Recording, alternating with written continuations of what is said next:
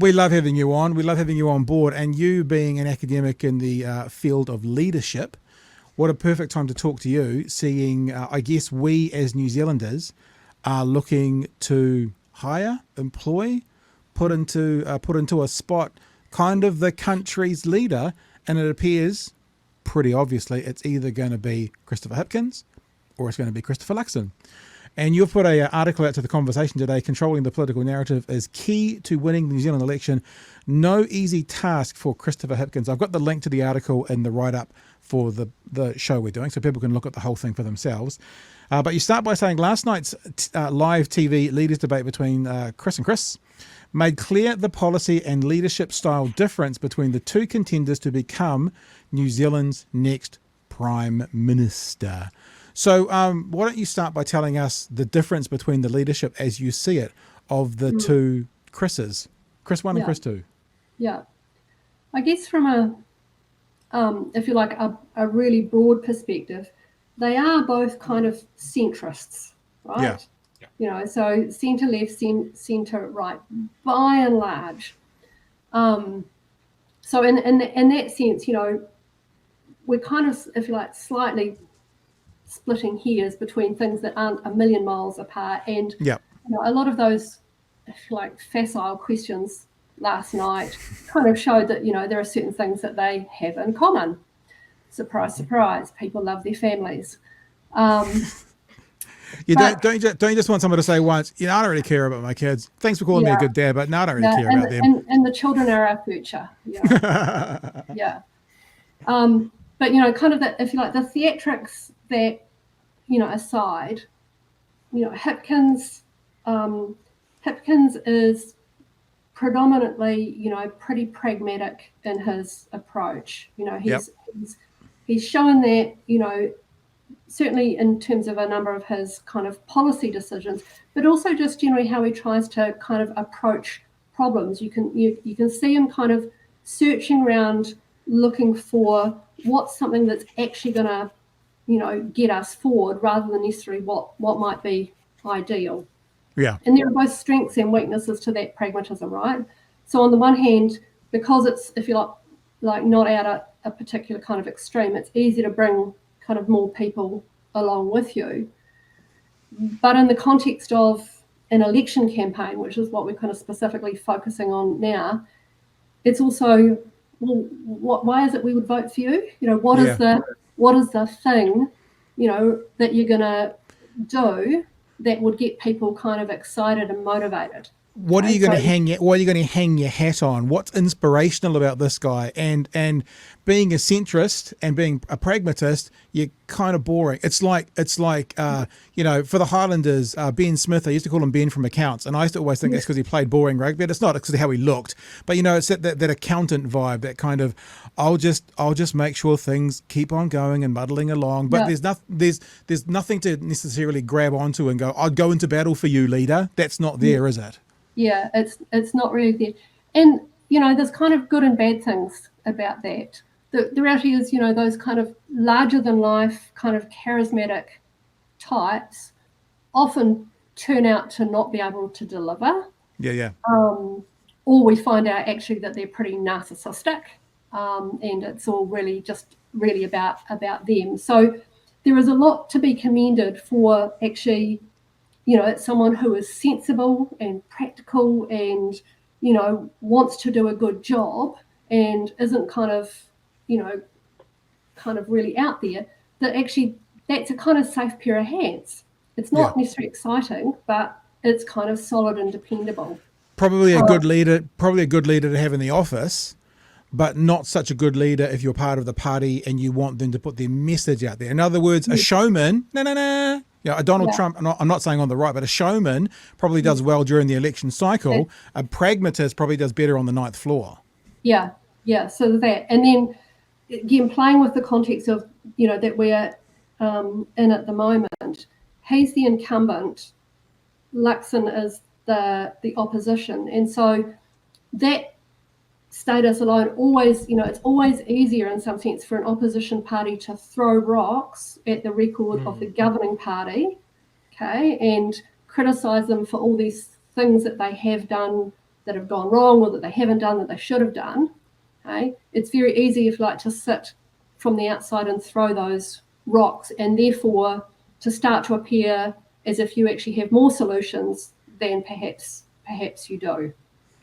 And so in some sense, Luxon has actually got an easier task in terms of trying to craft a narrative than does Hipkins, because Hipkins is, I kind of put in my article, it's not so much that he's dead man walking, right? That would be, I think, a poor way of interpreting what the polls are kind of signalling, which is actually there's a number of swing voters, floating around, and there's a number of undecided, and then there's the permutations and uncertainties that come with the MMP. So we can't be definitive that it's all over bar the shouting. It's clearly not. But I've lost my train of thought.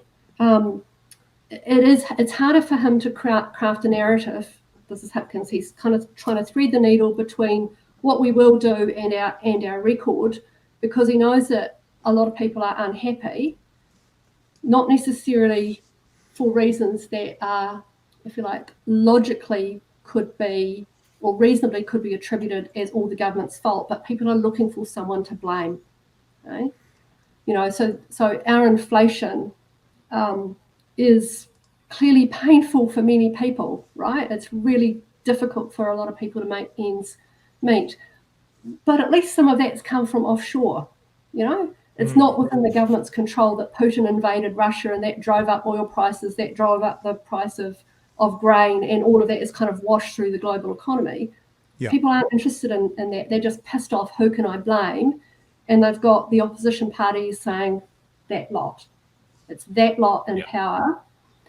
We are going to offer you something different. And so their narrative, the opposition party's narrative, is so much easier for them to craft. Yeah, COVID never happened, and why did Jacinda make Putin invade Ukraine? Worldwide inflation is Labour's fault, is something that infuriates me. There's no explanation or understanding that we are a small island country that is at the whim of global events. Yes.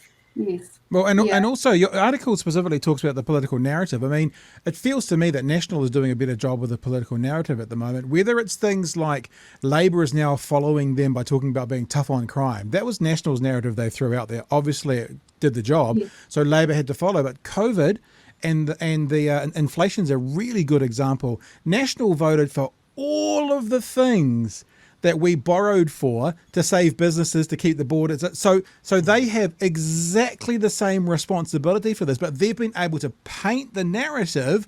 Look what they did. Luxon signed all of those. National signed off on all of those, but they've been able to paint the narrative. The other guys are to blame, which is actually pretty genius politically, but also very frustrating, Suze. Yeah, well, I mean, the difficulty is that, as voters, there's the stuff that appeals to, our emotions, right? But our real interests, lie in trying to look more objectively about, where do these policies take the country? And, I think we ought to be cautious of people offering us simple solutions to complex problems. Okay, that is the path of populism. And the more kind of populism becomes normalized, the more gullible people become to bullshit statements.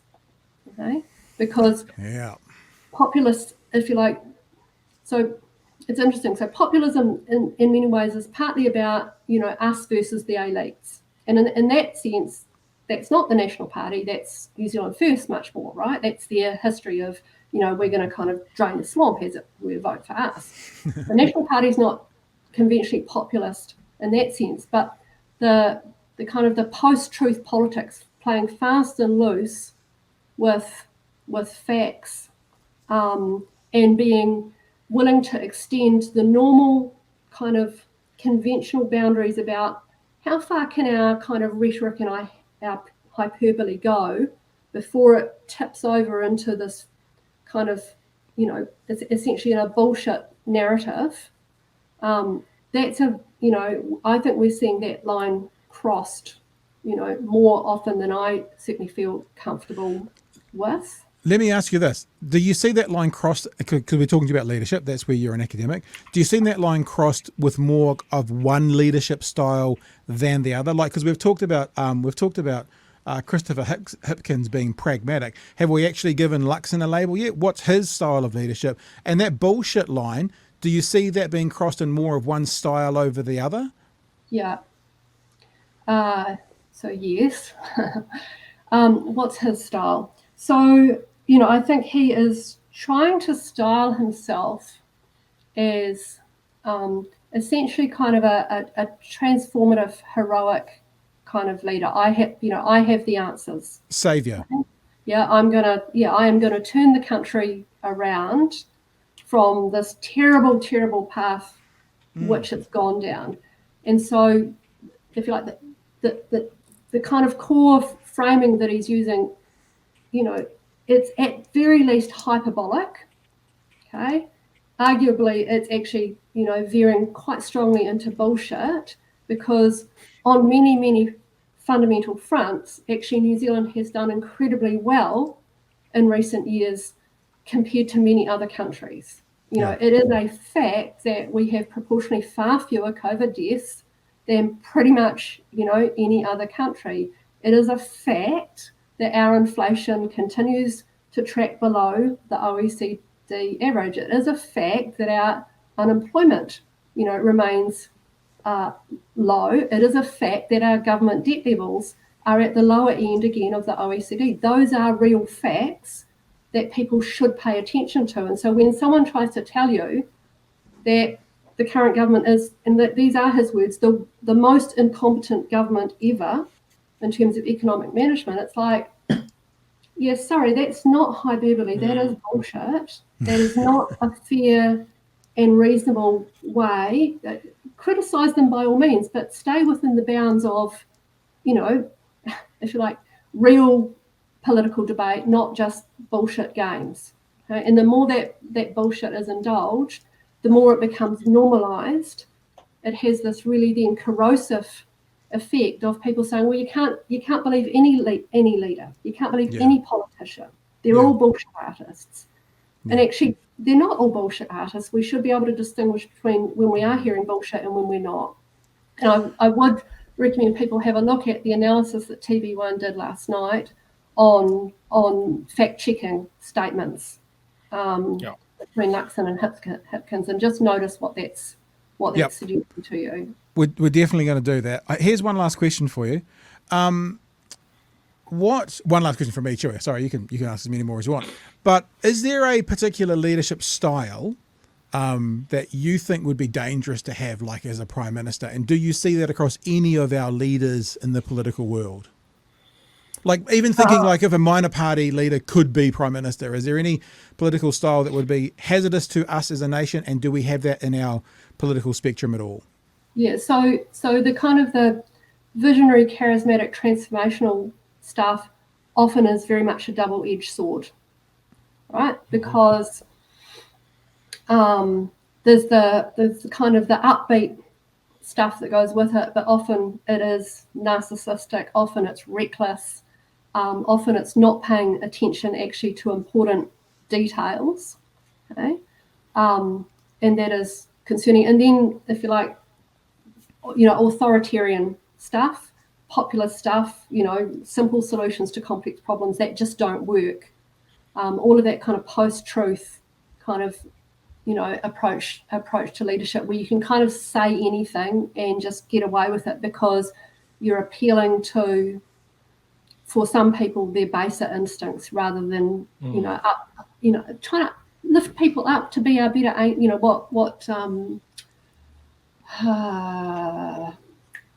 Lincoln called the better angels of our nature. Right. Yep. Yeah. Right.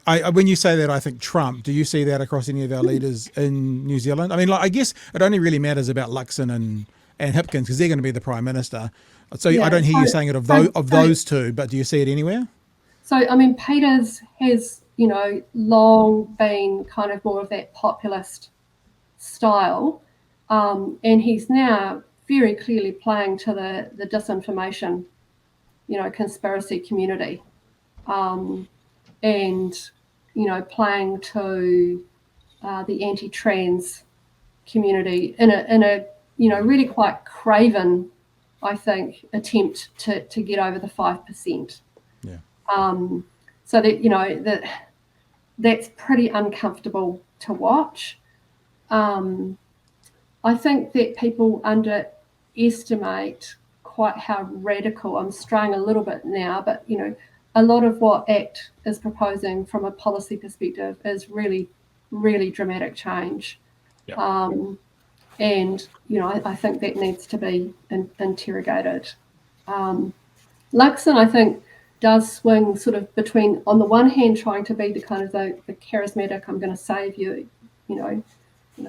hero, but also when he actually gets into talking about particular issues, you can see how he thinks like this is not meant to sound as disparaging as it's going to come across, but you can see he just thinks like a middle manager, like chunk it down into tasks and processes and outcomes, and there's a certain kind of appeal, I guess, to that. But the problem with it is that the issues that he's talking about so often are not amenable to that kind of, managerial mindset. They're much more complex than that. And I thought it was the interview he did a couple of weeks ago with Jack Tame, where he talked about our policy is to kick people out of state houses who have engaged in antisocial behaviour. It's like, get rid of them. So there's kind of a coercive authoritarian edge to that, which, okay, let's notice that. But Tame asked the question, but where are they going to go? And it's a really important question, right? Like, what actually is going to happen? And he just refused to answer that. And that is the problem with simple solutions to complex problems, is they don't freaking work, right?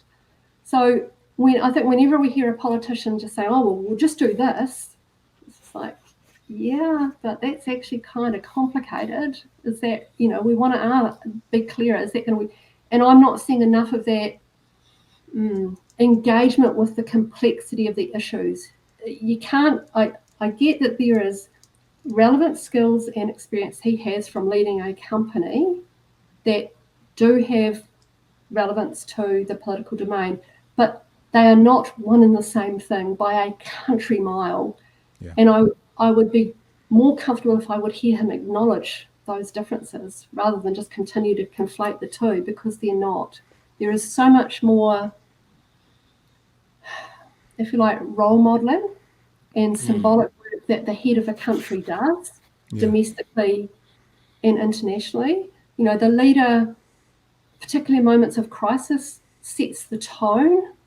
They can either escalate the problem or provide comfort and reassurance. What's his experience in that space? Those are important questions to ask. They're really important, and it makes me think about a tweet that I saw the Labour Party put out yesterday that we responded to. The Labour Party says, you can't run a country like a company. They came out yesterday, and our response, my response was, Jesus, we've only been saying about this for months and months and months and months and months, but it seems Labour has finally gotten the memo. Want to check back on our catalogue for other messages you should be using up to the election? Anyway, they seem to have come on board quite late for that messaging, but I guess at least they're there now, that you can't run a country like you run a business. Businesses are run for profit. A country is run for people. It's a very different thing. Yeah. Hey, Suze. Complexity. Absolutely. If people want to read your article, it's on The Conversation under Suze Will, Controlling the Political Narrative is Key to Winning the New Zealand Election. No easy task for Chris Hipkins. It's been an absolute delight having you on again, Suze. Thank you so much for joining us today, and I hope hopefully we'll speak real soon. Thanks so much, guys. Nice to see you.